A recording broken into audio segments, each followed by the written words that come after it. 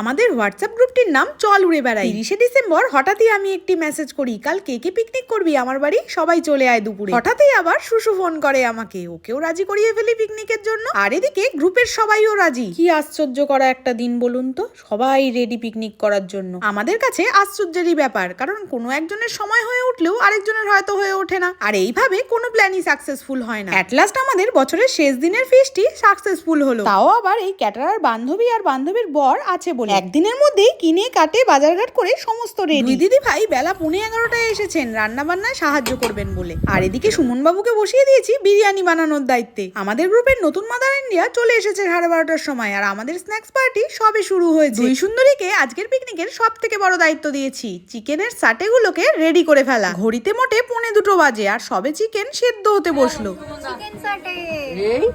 ঘড়িতে বেশি বাজে না, মোটে দুপুর 2। পিকনিক করতে আরেক সুন্দরী তো এসে পৌঁছে উঠতেই পারেননি। কাজটা দেখি কত সুন্দর কাজ করেছি।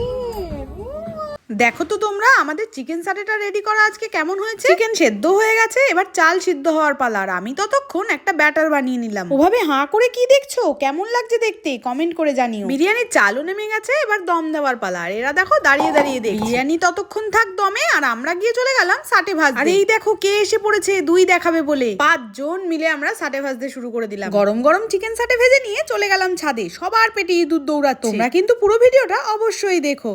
কিসের চাটনি শাশুড়ি? সসেজ।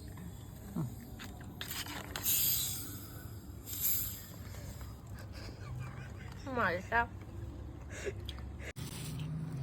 হেভি খেতে। আরে হেভি দিদি ভাই কেমন লাগছে? আরে আজকে এবার এটা নিয়ে নিবি নাকি? আমি পুরো হয়ে হাত ধুচ্ছি। না না লেগ পিসটা ধরুন দেখি মুখে। না এবার